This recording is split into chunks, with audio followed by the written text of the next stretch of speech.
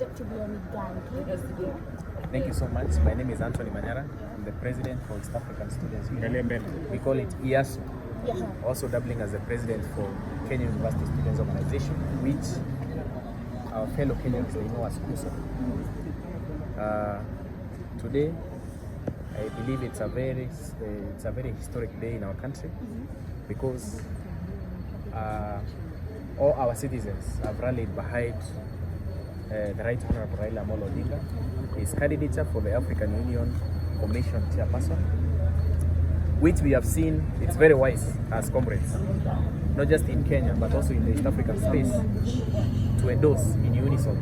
We have agreed unanimously the more than 8 million students through their representatives. We had a special national steering committee meeting, which we incorporated national leaders from various countries, from various national youth student councils of various countries.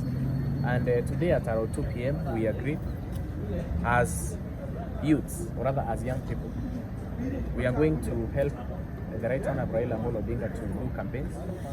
Not just, it won't be just an affair of adults, because we know the youth are the future of not just this country but also in the East African space. We can only accept our own for us to be admired from elsewhere. So we want to rally all our students, all the student councils, all the youth organizations, all the youth councils, every young people in the East African space. We want to call upon them to come out vocally to support it. And then number two, the reason as to why we have seen it wise to address the media is so that to inform the public that we'll be having 2 meetings. We have started helping Raila do campaigns. We'll have a meeting in Arusha this weekend. We'll be in Arusha, mobilizing our student leaders. And then we'll go to Bujumbura in Burundi. We want to expand this campaign to not just be about Raila. It is about Africa. We want Africa which is united, which is progressive, which is inspiring, and it is creating opportunities for the youth. Remember, we have African Union Agenda 2063. Even in Kenya, we had Vision 2030. These are blueprints which we expect them to be achieved. And looking at the prospects, we're looking at the history and the legacy of Raila Odinga, it resonates very well with these progressive ideologies that he envisions to champion, or rather to achieve, as the chairperson for African Union Commission. I think that is basically what we wanted to say. It is basically an endorsement, and to tell East Africans will be right at their doorsteps, campaigning for the Right Honorable Raila Odinga.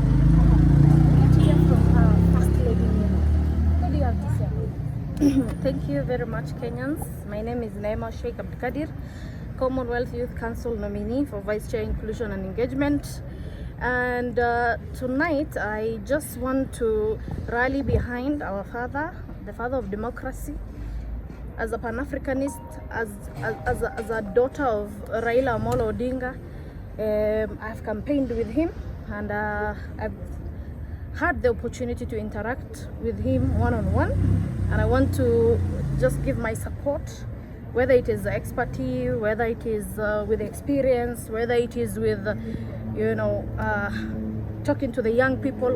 We are ready for the campaign. It has the president has kickstarted it today. We have seen several head of states in our country today. Indeed, the President H.E. William Samoei Ruto has made Kenya look like a very democratic country whereby people disagree to agree. And this is the Kenya we want. So we are here to ensure Raila that we will fight tooth and nail and ensure that he is the AU chairman. And apart from that, as a Muslim and a Somali, he can personally assign to me the role of going to Djibouti. I can speak to Mahamud on behalf of H.E. Raila, the Right Honorable Raila Amolo Odinga, to step down for Baba, because Baba and him can never be on the same level. The Right Honorable Raila Amolo Odinga's profile is not something that we can speak about today or tomorrow. He has a huge profile, huge achievements, And therefore, I want to declare my support for Raila Amolo Odinga. I will support him with my brains, with my experience, and all my body parts and all my body organs. Tibim. You know, we hear from Mr. here. There's something you've mentioned about talking to President Djibouti. Yes. Are you planning to do something? Maybe make a trip there? Yes, because Djibouti is basically I'm a Somali, but I'm a Kenyan, right? So Djibouti people are Somalis, but they're Djiboutians. So I think maybe he will understand my language better because he's a Muslim like me and he's a Somali like me. Tunaweza weka mkeka kwa sababu sisi in our culture we have what we call negotiated democracy. So we can call on board wazee or Somalia because even we have seen former foreign minister ule mama wa Somalia ali step down for Raila. So who is Mahmoud not to step down for our enigma? Yeah, so we tutapeleka mkeka mpaka Djibouti tukalishe huyu mzee tumwambie hasa wewe hapa hujatosha, baba ndio mambo yote. So wewe kaa kando kidogo, we support mzee, akimaliza namna hii tutaona venye tutakupanga. Ndio hivyo sasa. Lakini kuna kitu tu tunataka kujua sababu umesema if Raila gave you that role, yes, you will do it. Yes. But now the question is, do you really have to wait for Raila to give you that role? No, you know, as a young person, hii ni kujituma. Okay. Sisi tunasemanga as young people, form ni kujituma. So mimi najituma mpaka Djibouti. Raila does not have to send me. He does not have to give me air ticket. We will lobby here and there. Power is taken and grabbed. So we must ensure this seat comes back to Kenya because I'm a patriotic Kenyan. By fire, by bullet, by everything. We will ensure that's just on a light note that this kitu irudi Kenya. How do we ensure this? We as citizens and as young people, as promising leaders, we need to take steps. Sio lazima uongoje kiongozi akwambia atienda hapo ni hata kama my efforts will not bear fruits, I will still try because you know, a risk taken is better than no risk at all. So Djibouti is probably your next stop. Djibouti is definitely my next stop. And I'm going there after Bujumbura. Yes, after Bujumbura and Arusha, Djibouti is our next, to ensure that Mahmoud has stepped down for one enigma, Raila Amolo Odinga. Kabisa. Right. Thank you. Maybe introduce yourself. My name is Elvis Otier, alias the Beast. I'm the President Technical University of Mombasa, the only university at the sea level. I'm also doubling up as the spokesperson, the Secretary General of Kenya University Student Organization, the spokesperson of another country on itself, the Comrades country. Actually, as I speak, I have a vote for Raila because I'm a president and I'm leading Comrades. That's a country in itself. Thank you. For today, I'll just address as a scholar of geopolitics. It is a great day for this country. Today we have a lion of Africa. Mine will be short and brief. I want to give those people, the Asian tigers, the Panthera of Europe, that you have the lion of Africa that is now called Baba. For now, we'll rally as the Comrades country. We won't sleep up to today to make sure that Baba wins with a landslide victory. Why do we say that Baba deserves this? With the experience of the democracy, and he has even served as the head of the infrastructure across the Africa. We can't compare. All these are juniors. Keep ready and be ready for a landslide victory. Thank you. We get to hear from Anthony. I have two more questions before we finish up. Since Baba is going for this position, the AU Chair, probably what should students specifically expect from him? First of all, I would like to say that this candidate of Raila is not just about himself. As you have seen, the country itself, including our president, William Samoei Ruto, they have made it a national affair. They have even invited various presidents. International affair. They have invited presidents, and even as we speak, I've received so many calls from very senior people in different governments, and also they want to influence their president also, even from the western region, that is the west of Africa, from the southern parts. We want this candidature to be all about Raila Amolo Odinga. Remember, apart from Olusegun Obasanjo, there are only two people in Africa who look like the father figure. There's Obasanjo and there's Raila Odinga. Us as students, we'll make a stand that whatever voting is being done this time round, watu wanasemanga ati kura ya baba inaenda ikiibiwa. But trust me you, this is a strict warning. Afadhali sisi wote we facilitate our students tuwaweke kwa buses, tunaenda kuchunga hiyo kura hadi sababu tutakuwa agents wa hiyo kura, tuhakikishe ya kwamba baba amepata hiyo kura. This is the first time we are closest to power, and trust me, you will get it. Yes. Now, maybe a final question from me. So today we've been having a couple of trending videos of university students who have been caught cheating in exams. Yeah. As a student leader for the longest time ever. I don't know, come on, I defend comrade. Niliona hiyo maneno.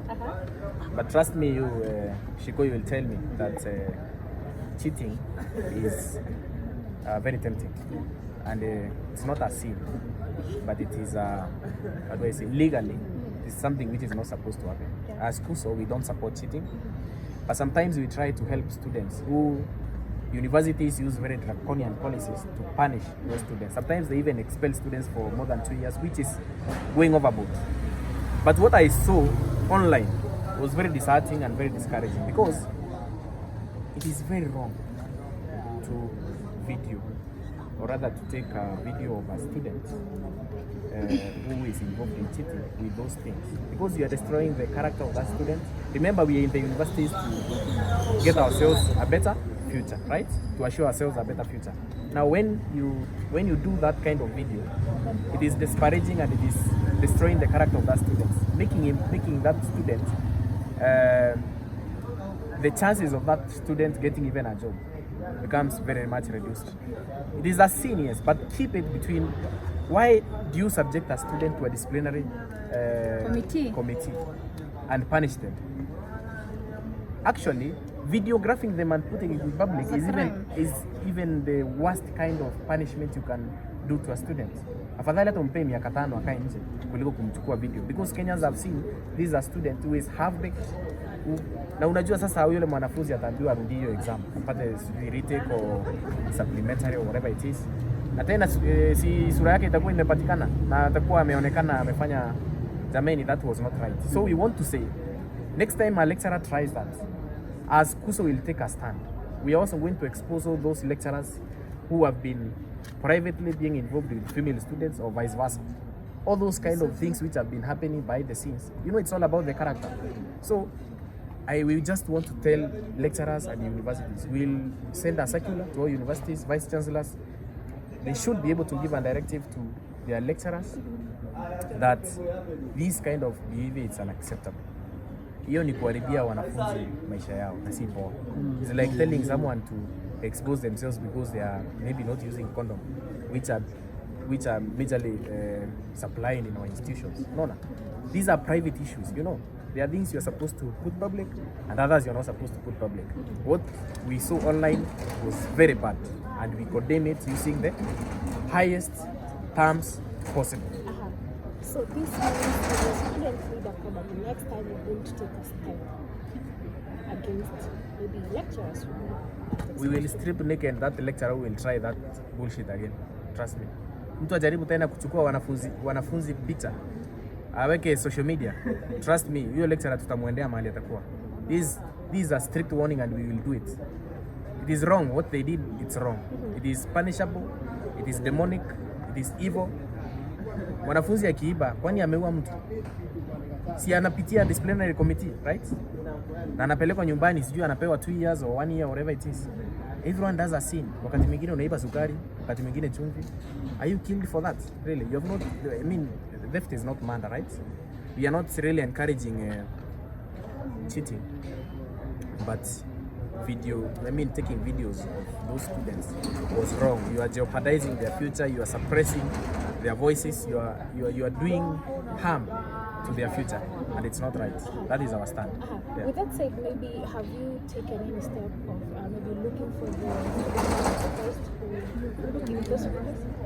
We have written to the university. We want to get their details so that since already they have been castigated online, we want them to be pardoned so that they continue the exam that they did, itengenezwe ingine, wafanye hiyo exam yao. Kumbuka medicine is a very tough course. It's just like architecture, which I did. These courses are very tough. It's not like taking, okay, I don't want to classify courses, but these students undergo a lot of stress. You know, these hard courses, they even cause students to have depression. I think parents who are watching, they know. Our wanafunzi, they don't even live normal lives. There are those even students who are sustaining their lives in campus through influence on drugs, which we try as much as possible to curb. So, undergoing such stress, pia ya kuwekwa online, that you are supposed to be a doctor. Yule daktari atakuoperate aje mwili na ukimwona 5 years ago kwa video. So, I don't think it's right. So we are going to take action. First of all, we have written to the university. Tomorrow, if they don't respond, then we will talk to the acting Vice Chancellor from the University of Nairobi, Hutchinson. We look for a solution. We want that Vice Chancellor. We want that lecturer who did that, or whoever the people who are involved in taking those videos. They have to to proceed on leave. They have to leave. They have to. I think it would be business as usual, trust me. But that's a warning, because next time we will not handle this situation the way we are doing it. Ingekuwa ni even another university, this would even been a much easier game. We would have taken even a more radical way of solving the issue. And maybe pengine to Honorable Mo, concerning that issue, tuliona one of them was a Muslim lady mwenye aliambiwa maybe pengine anatumia dini pia kuiba, amevaa hizo mavazi ndio afiche vitu. So sijui unaweza sema nini kuhusu. Asante sana. The chairman has already highlighted on what has been going on, and I feel like this is the reason why we have laws at the university. We have disciplinary committee, we have the Senate to do this kind of, to solve this kind of issues. So, first of all, I want to condemn the lecturer who used religion, you understand, to show the world that why do you, is it stereotyping or profiling? Yeah, why do you profile someone's religion because they have cheated? Okay, most of the people that there were so many other different religions, but why are you specifically mentioning Islam? In our country, Kenya, we are living peacefully, we are coexisting, and I don't think it was necessary for the lecturer to mention dini ya mtu mwingine because unajificha kwa dini. That was very wrong, because I'm sure tomorrow religious leaders will condemn this act, and this kind of lecturers sometimes make us think that they have not undergone professional, maybe hata yeye alikuja through cheating, because I'm like, why are you understand, you are a lecturer, you understand the law, you understand languages, you understand profiling, but you are here talking about someone's religion. So that is very wrong. We don't encourage students and young people to go the way of cheating, but we will ensure that any person or any lecturer that is, ruining the lives of young students and comrades by exposing them to the world. And very well, right now, the most dangerous weapon we have in this world is media. And once you kitu ishike viral, iende online, there is no way you can redeem yourself, because already you have been exposed badly. So this is destroying the reputation and the mental state of that person, because they will not have even a self-esteem to come and have coffee with us the next time, because they will feel they're lesser of, you understand, because of the criticism and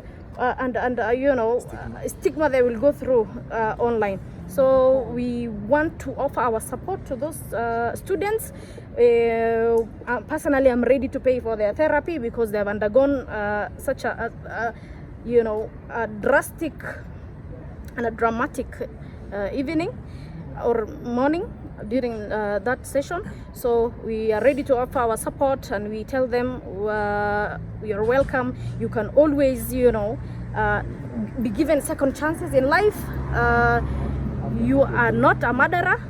You have not done something ambayo inaweza kufanya ati you will be chased away from the society. So you're welcome, guys. We will ensure we reach out to young people. Yeah, that's what I was almost highlighting, that these lecturers, I think it is time for the Ministry of Education to come up with a program to train teachers and lecturers. Waende hapo KSG 4 weeks, wapigwe inahitaji training nyingine kali, ndio wakikuja university they don't blabber. Wanasema, unajua kuna lecturers wengine they just because umefanya makosa anakuja anakuambia wewe, anakuongelesha vibaya. So I think we need this kind of trainings. Ministry of Education, we plead with you to, you know, ensure to come up with a program. Yes, wapelekwe training. Actually, generally, ndio wasikwe wana misbehave like that and behave like that. So KSG, they will welcome them. Ministry of Education, we have a work to do to take them for 4 weeks training. The young people, we are ready to offer you support, therapy. If you need a listening ear, you can always have a second chance in life. So yeah, that's it. That's all I can say. People, kuna watu wamefanya worse things and they still, you know, had chances in life. So yeah, we encourage them to take heart, be calm, make sure you don't get mental health problems. Just calm down. We will find a solution as a body. Right. Thank you so much. Thank you so much, Chico and the team. You really play a big role and support the young people of this nation. So mubarikiwe sana na sana. Mbarikiwe pia. Asante sana. Thank you so much.